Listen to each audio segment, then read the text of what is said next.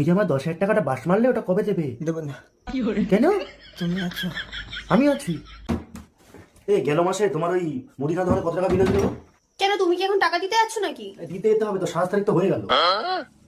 ওই 4,600 সামথিং ওরকমই। কত? 4,600 কত? ওই তো ডায়েরিতে লেখা আছে। ডায়েরি কোথায়? খাটের কোনায়। এখানে হ্যাঁ। 4,669 টাকা। আর এই মাসে তোমাকে কিছু বলেছিল কত টাকা? আমি তো শুনেছিলাম 4700 টাকা মতো। আচ্ছা, মানে 50 টাকা বেশি, তাই তো?